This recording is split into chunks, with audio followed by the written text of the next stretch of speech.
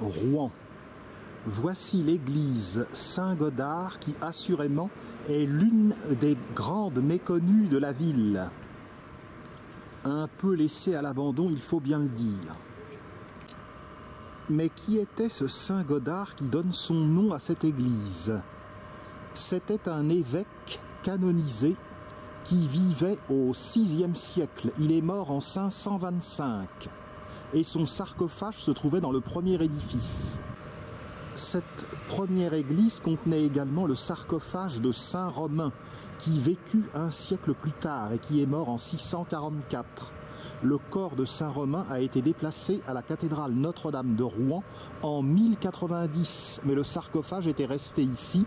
Il a été détruit au début du XIXe siècle.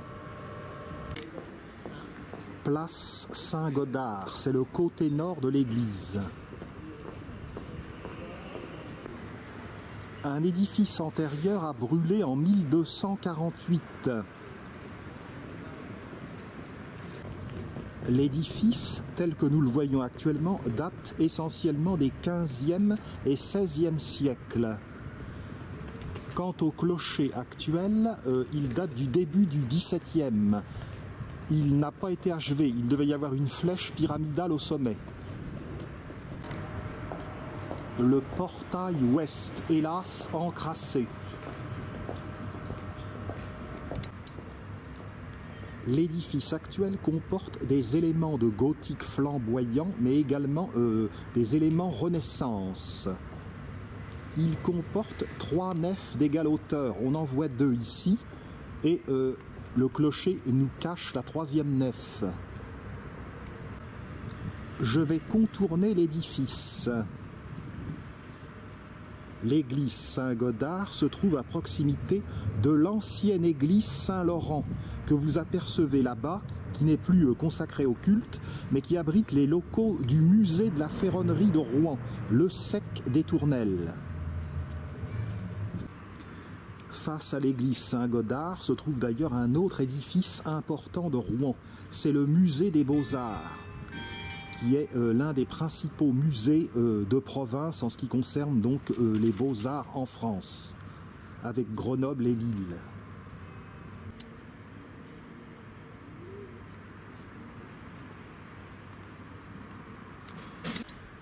Le portail nord.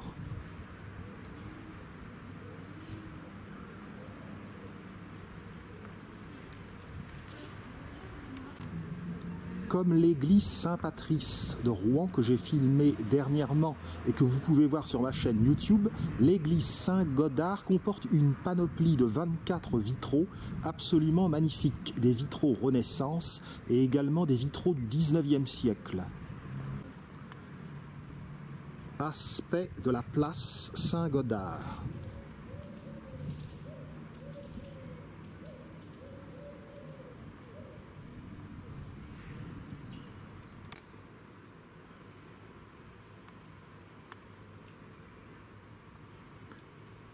Au fond, la façade nord du musée des Beaux-Arts dont je vous parlais tout à l'heure. Contournons l'église. Si ce n'est pas du gothique flamboyant,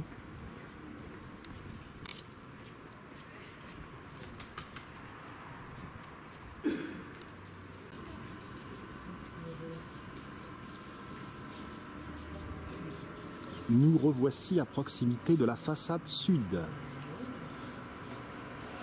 Et tout l'espace qui s'étend entre l'église Saint-Godard et l'ancienne église Saint-Laurent abritait autrefois un cimetière. C'est la place du Chêne Rouge qui occupe désormais l'endroit. Donc ici, ancienne église Saint-Laurent et musée des Beaux-Arts.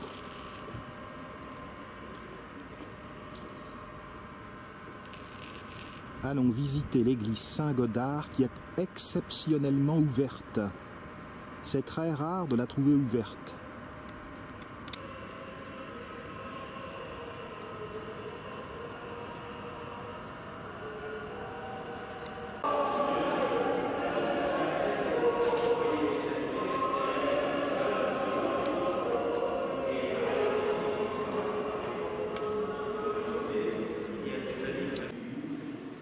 Sainte Thérèse, la Lexovienne, est en embuscade pour m'accueillir.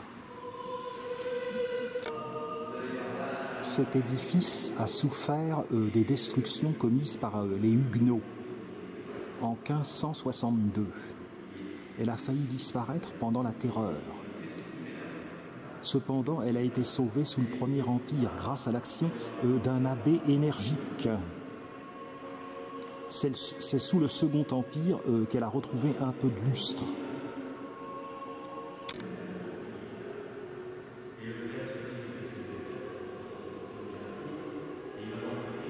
La toiture en carène de bateau renversé est caractéristique de la Normandie.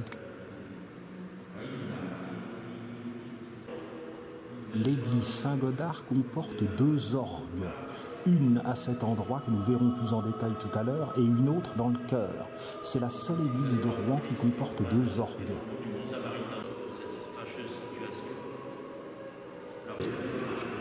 Approchons-nous dans le collatéral sud du beau vitrail de l'arbre de Jessé.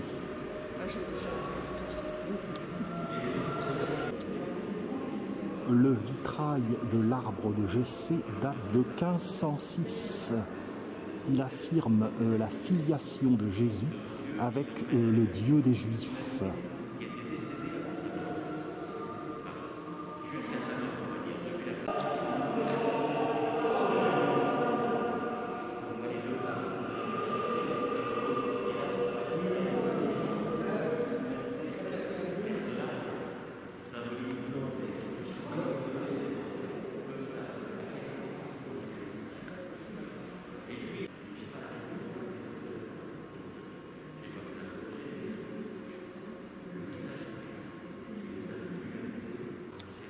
Voici Jessé, au-dessus de laquelle se trouvent les racines de l'arbre.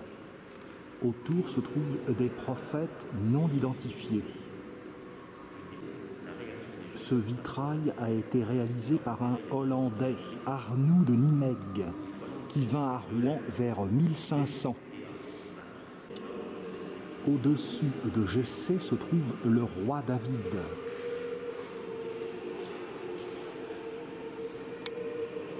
Et au-dessus encore, Jésus dans les bras de sa mère.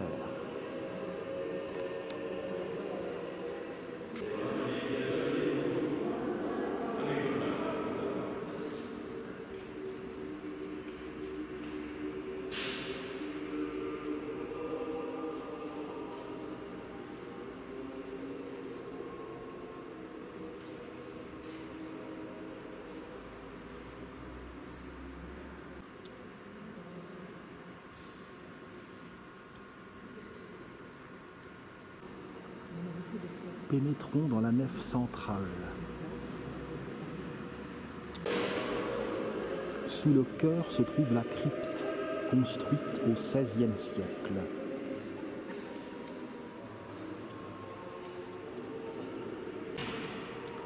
L'orgue du chœur dont je vous avais parlé. Et voici le grand orgue. Au fond du chœur à droite, le vitrail de Saint-Laurent.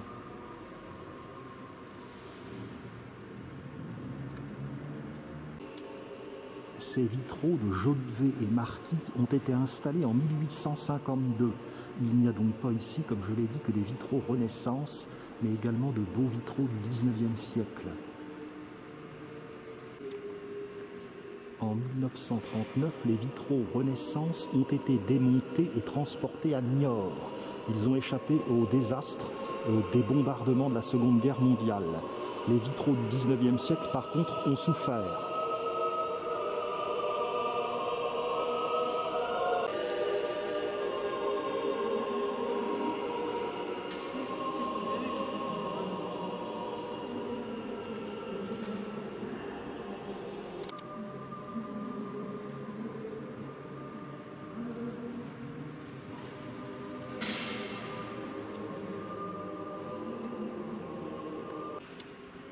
On voit ici le martyre de Saint-Laurent, passé sur le grill en 258.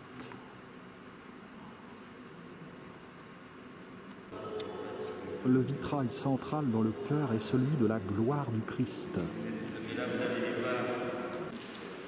Dans la partie supérieure, après sa mort, le voici dans sa gloire.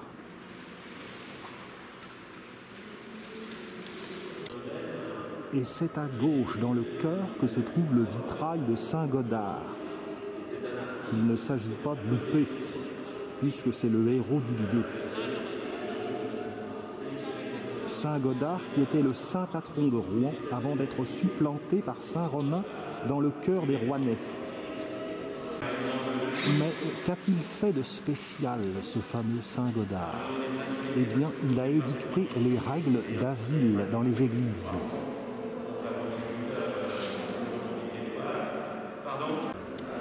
Dans la partie supérieure du vitrail, on peut voir l'ordination de Saint Lô par Saint Godard. Saint Lô était évêque de Coutances.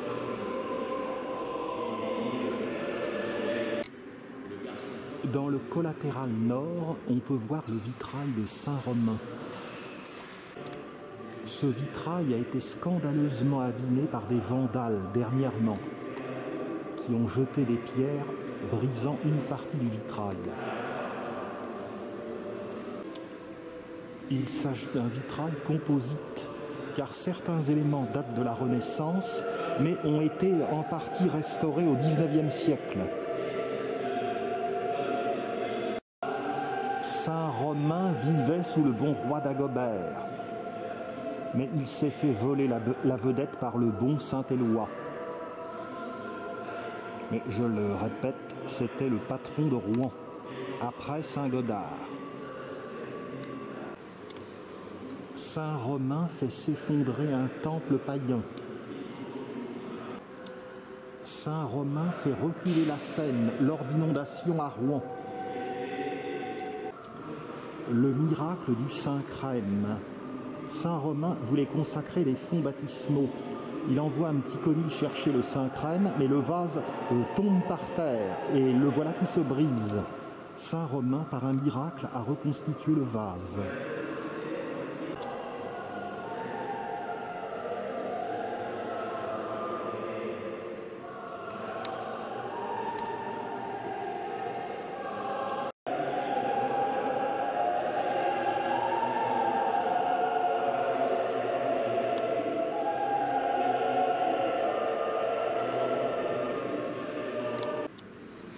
Dans le haut, à gauche, on peut voir le grand exploit de Saint Romain. Il terrasse la Gargouille, un monstre terrible qui sévissait à Rouen. En somme, Saint Romain était un émule de Sainte Marthe qui terrassait la Tarasque à Tarascon. Juste à côté du vitrail de Saint Romain, le vitrail des apparitions du Christ.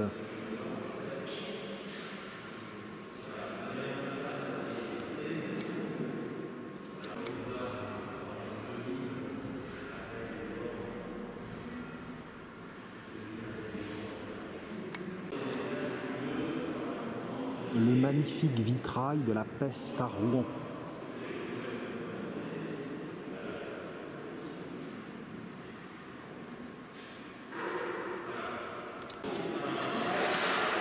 Quant à ce vitrail du XIXe siècle, il est consacré au pouvoir local et au pouvoir royal. Le pouvoir royal ici,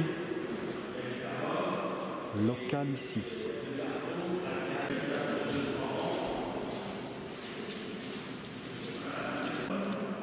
Le vitrail suivant représente le meurtre de Saint Prétextat sur l'ordre de la reine Frédégonde, un épisode du temps des rois mérovingiens.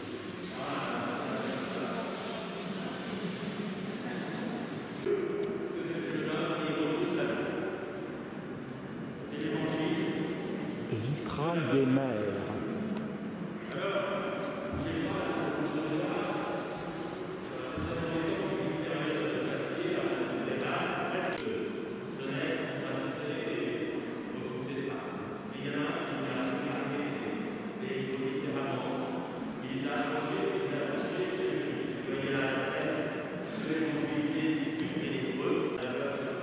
Le vitrail de Louis IX, Saint-Louis, avec à gauche saint Thomas d'Aquin et à droite peut-être le confesseur de Saint-Louis, Guillaume d'Auvergne.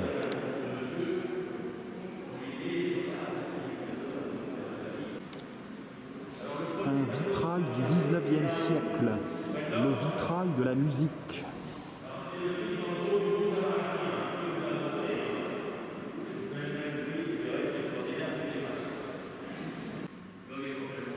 La cuve baptismale, et précisément nous allons trouver le vitrail de Saint Jean-Baptiste. Saint Jean-Baptiste baptise le Christ. La partie supérieure représente les circonstances de la mort de Saint Jean-Baptiste. Hérode, fils d'Hérodias, désirait Salomé, et celle-ci, pour se donner à lui, lui a réclamé la tête de Saint Jean-Baptiste.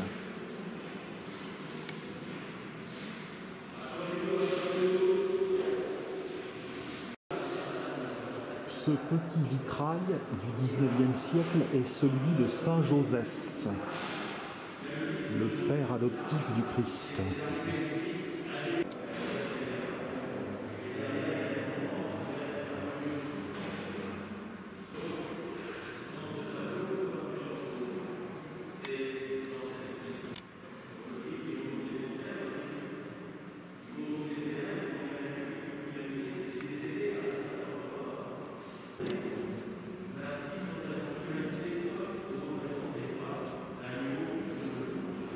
L'acoustique dans cette église est remarquable.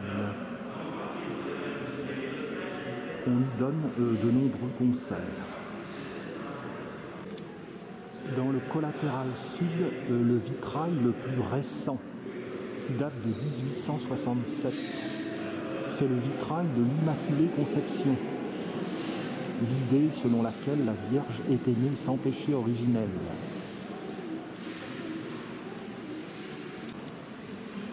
On voit ici le pape Pie IX qui proclame cette notion donc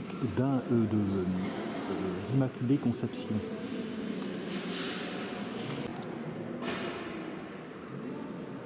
Voici le vitrail de Sainte Honorine, et je me sens concerné.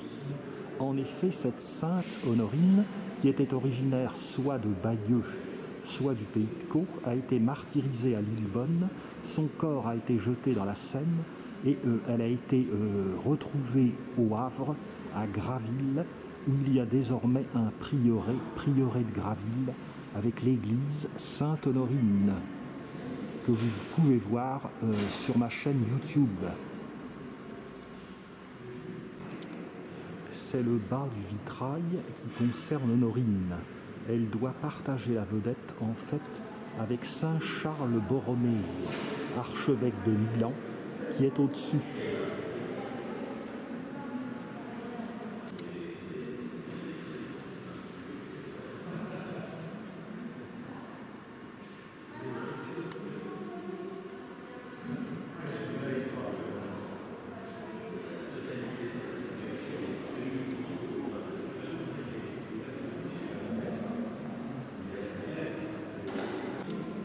Le vitrail suivant est le vitrail de Saint Vincent de Paul.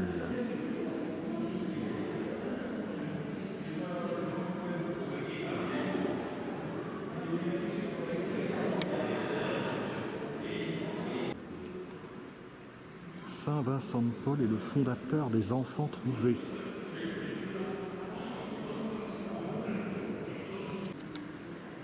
Le 19e vitrail est celui de Saint François d'Assise. Je n'ai encore jamais vu la magnifique basilique à Assisi en Italie. On sait combien l'homme aimait les animaux. Saint François d'Assise est le saint patron de l'écologie. Voilà une chose que je ne savais pas. Au-dessus du portail sud, ce vitrail représente Jésus qui enseigne depuis le lac.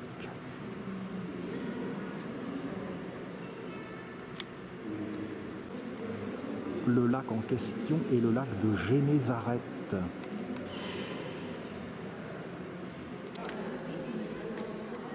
Le vitrail suivant est le vitrail de Marie-Madeleine, dont chacun sait le métier illustre qu'elle avait embrassé.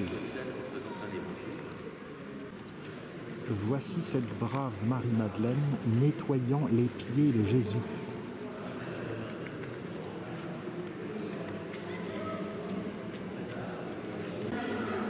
La partie supérieure dite de la Sainte-Baume. C'est dans le massif de la Sainte-Baume, dans une grotte, qu'est morte Sainte Marie-Madeleine, à proximité de Saint-Maximin.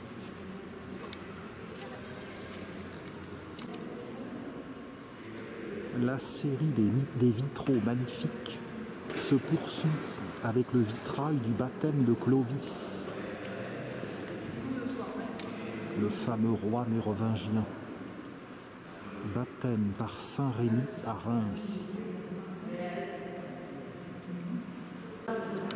Dans ce vitrail historiquement abracadabrant, on voit en train de se faire baptiser le roi Clovis, entouré de Saint Louis qui lui est bien postérieur et en présence de Jeanne d'Arc. Pourquoi pas Louis XIV et Napoléon. Le panneau du bas montre également le baptême de Clovis, dans une autre version.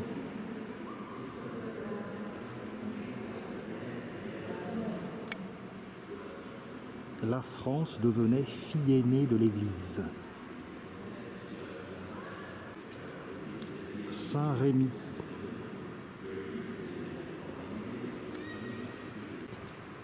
Le vitrail a été réalisé sous le Second Empire et on aperçoit sur le blason de Rouen, avec l'agneau, les abeilles impériales de Napoléon III.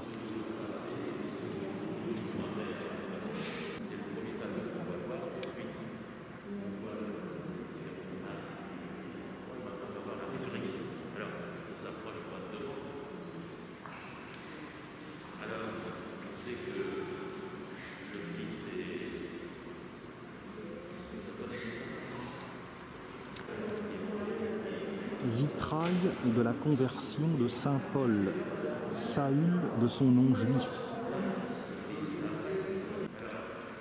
Au début, Paul persécutait les chrétiens. Jésus lui est apparu, lui a demandé pourquoi il le persécutait, et il s'est converti. Paul n'avait jamais connu le Christ avant sa mort, et cependant il est considéré comme un apôtre.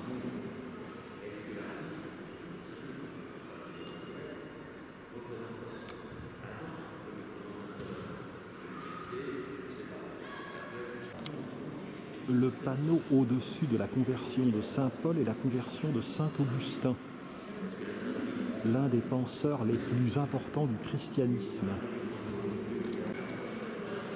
Le dernier panneau du XIXe siècle est celui de la vie de Marie.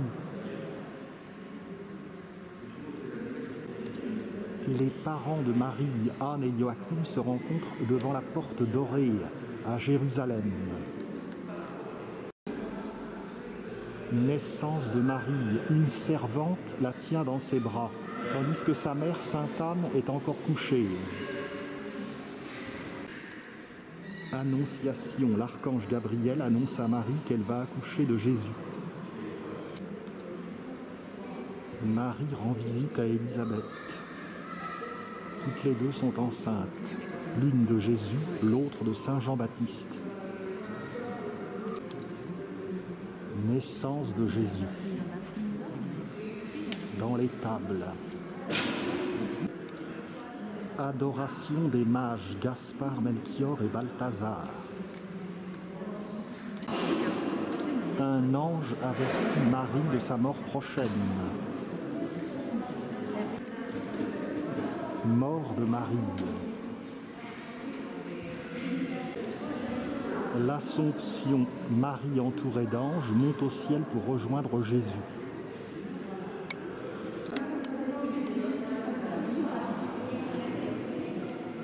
Et voici, pour la visite de ce joyau rouennais méconnu.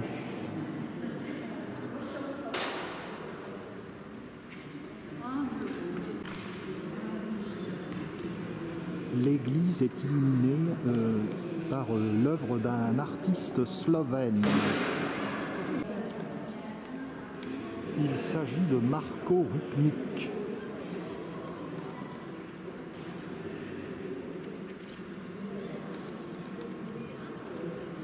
Cette œuvre s'apprécie mieux le soir.